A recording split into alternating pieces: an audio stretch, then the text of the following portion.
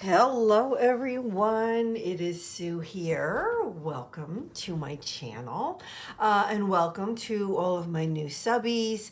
I'm excited to have you all here and I feel truly blessed, as well as just having all of my normal subbies here who comment and share inspiration and encouragement with me. I thank you all very much. I'm excited to give my perspective, which from a newbie's perspective on watercolor paper. I mean, I'm what, I don't know, maybe a couple months now into watercoloring. So this is truly a newbie's perspective. um, and I tend to, when I start something new, whether like when I started mixed media, I had to have everything, right? Scrapbooking, I had to have everything. Project Life, I had to have everything, right? It's just how I am, right? So I have several different kinds of watercolor paper. So I'm just going to go through from my perspective. Okay, arches. The majority of you have probably heard how awesome this paper is. And it is true. It is true. I cannot say that that is incorrect.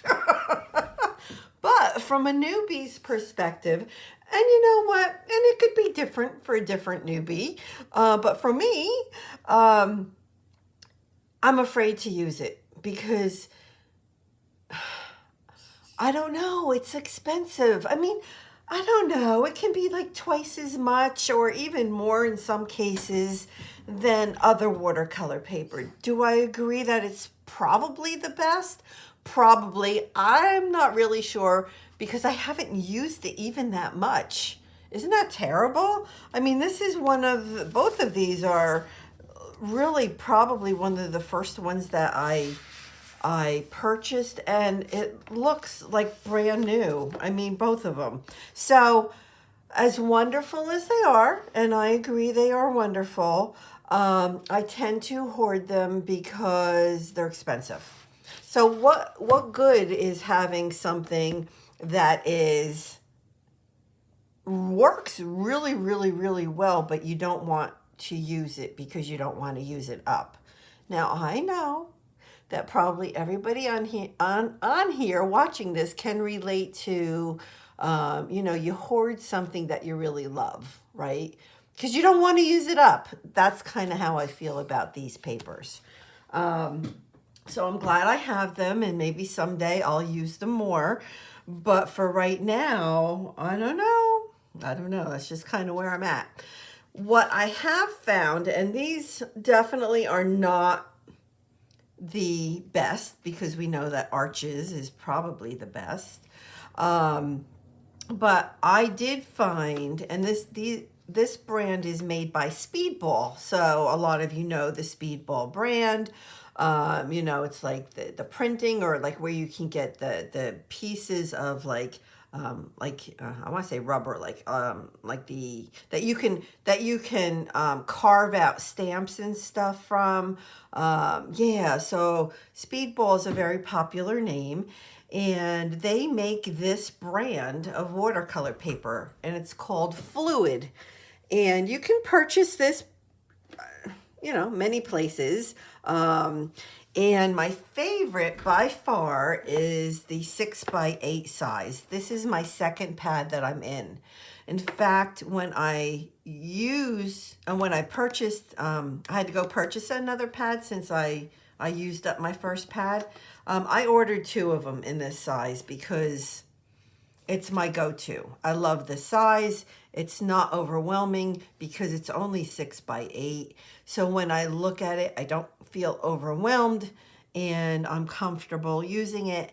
And the quality is, good, by far good enough for me, so I can fool around with it. And if I really mess up, which happens a lot, I don't feel so bad, right? I do use cold press. Everything that I have here is cold press. as opposed to hot press. So the cold press has that texture to it, and the hot pressed is smooth. And Arit Landgraf, who is here on YouTube, she explained it to me that, you know, the hot press is smooth. It's like an iron. Think of an iron. You iron something. It's hot pressed, so it's smooth. But the cold pressed is wrinkled, right? Because it didn't iron out smoothly. So I like the cold press because it has, you know, some texture to it. So anyway, this right here, and it's one of the first brands that I purchased, and it's probably still the one that I grab the most often. Now, with that being said, I do have multiple sizes in this exact paper. I have long, I have big, I have multiple, but this is my go-to. This is also made by Fluid. So what I like about this is that it is spiral. Anything spiral bound, I really like. I like working in it because you can take it and you can go like this and fold it in half if you want to and work on it that way, as opposed to a book, right? Sometimes like a pad, if it was in this orientation. Sometimes if you open it, it gets all like, it's not flat, but this is nice and flat. So I haven't really used this, but I will.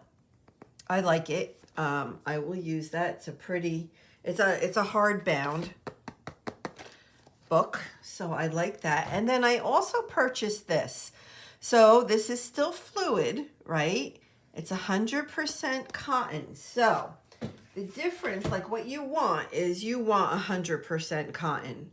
So even though these are the same brand, this one is not 100% cotton, but this one is. So this should react even better than this. And what was kind of interesting was when I ordered this one, it's 9 by 12. I had ordered probably the 8 by 10 or smaller because, again, I prefer smaller sizes. And they had the place that I ordered it from, and I order from them pretty often. It's the Merry Artist, MERRI artist.com. And they're great. They're wonderful. I enjoy purchasing from them. But the size that I ordered was smaller than 9 by 12, and they ran out of them. So not only did they call me, but they also emailed me. And I thought that that was such wonderful customer service. She's like, what do you want me to do? You know, she said, we can give you a bigger one in this without any extra cost, or, you know, use that money like to, you know, get something else, a different brand. And I was like, no, you know, I really wanted to try this because this is my first pad like this.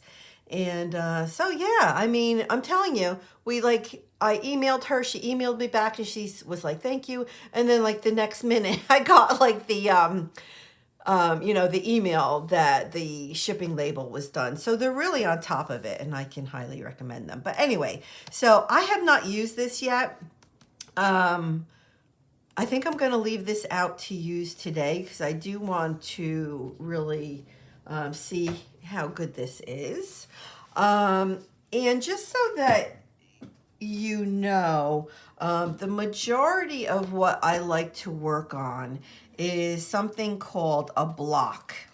Now, I remember the first time I ever purchased a block of paper many years ago. I'm like, what the heck is this? I was like, what is this? What do you do with it? I don't understand. Blah, blah, blah.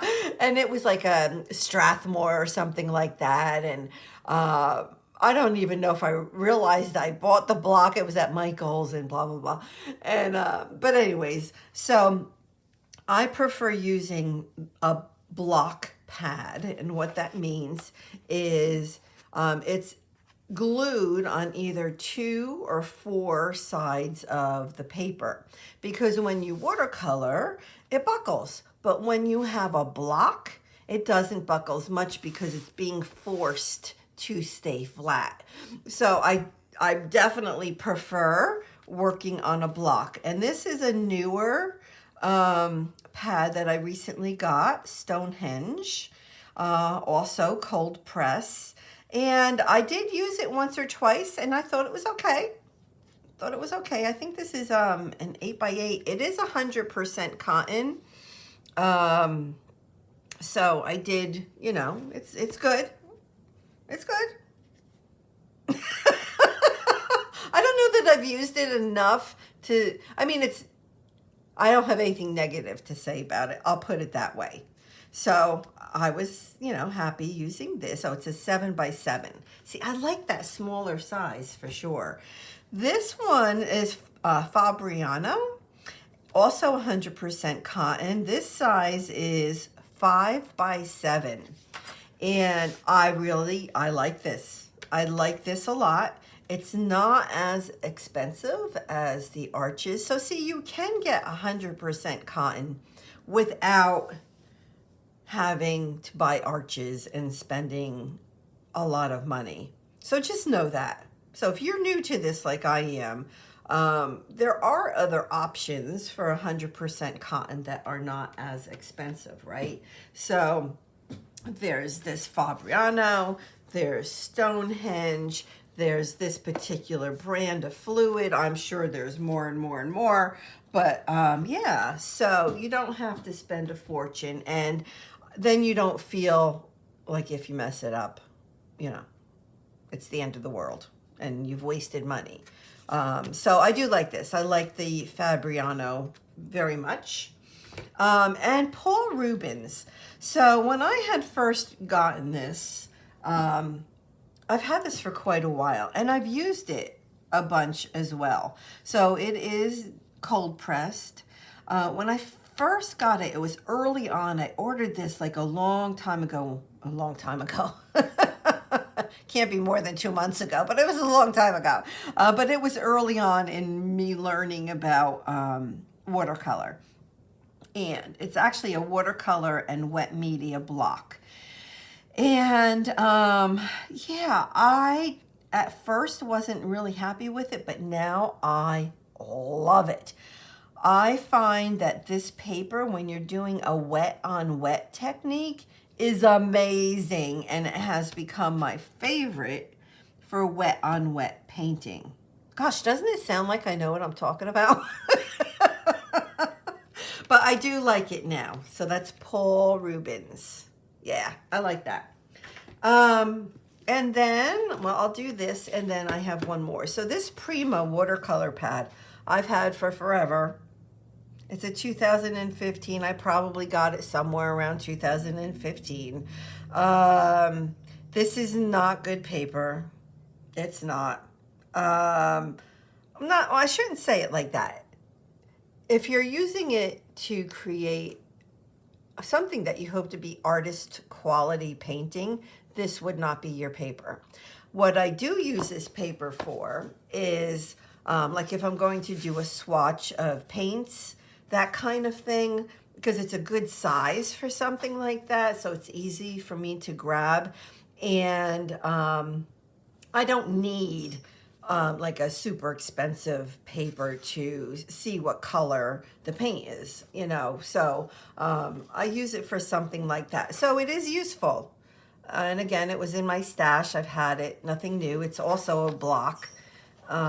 This one is adhered on 2 sides, and 2 sides it is not. And that's fine, because the fluid, the one that I use all the time, the 6x8, that's only adhered on 2 sides, and it's my favorite. So, and then I purchased these from Jerry's Artorama, I don't know, 2-3 weeks ago. And so these are made by a company called Reflections. It is, you know, not, again, the best paper by far. It still is cold pressed. This right here is a tin of postcards. I've used a ton of these, because I'm doing December Daily and I'm using a pocket style album. I've used a ton of these because I'm using these to create my date cards for my December daily. It's cold pressed, you know, so it has the texture. Is it the best ever? No, but I love it. I've been using this a ton. This is made by the same company, Reflections. I have not used it yet. It is hardcover. See, and this is one thing that makes it hard working in a book like this, as beautiful as it is, and I really like it. I don't know, this one lays pretty okay. I guess if you used it enough, it would get flatter and flatter, but I don't know. I need a nice flat page, so I just want to make sure that, you know, I haven't used this yet. I will, and I know that I'll like it because I like this. So, and this is small. This is a 5.5 by 5.5. So as you can see, I don't have a lot of big paper. I just don't. But anyway, so that is, that's my take on watercolor paper. I have quite a bit, I think, for, you know, a newbie. But again, I want to try everything. I do. It's just how I am. So I don't know. Again, my favorite is still the fluid by far. These two would probably be next on my list, is the Paul Rubens and the Fabriano. Definitely high on my list is the postcards by Reflections. You know, who knows? Next week, this may become my favorite. I haven't used it that much yet, right? So who knows? I don't know. But that's it. So let me know if you have any questions. And I hope that a video is helpful, like this is helpful to, you know, to anybody thinking about getting into watercolor. Don't be afraid to get into watercolor because, oh my gosh, you know, the paper's so expensive. No. Some of it is, but otherwise, I don't know. This was, I don't know, $5 or $6. I don't know. Not a lot, if that. So don't be afraid to dive in and start playing around and having some fun with watercolors. Okay, so I think the next video I'm going to come on with is maybe brushes. I'll have to see. And yeah, so let me know if you have any questions. And thanks for being here. And please go ahead and hit that subscribe button. I would love to have you. And I'm going to go ahead and create a playlist for these newbie videos. So you can check below to see the video on the paints that I shared as a newbie. Like about 3 weeks ago, I did a video. So check out the playlist below and go ahead and like this video and definitely subscribe. Okay, thanks everybody. Have a blessed week. Bye-bye.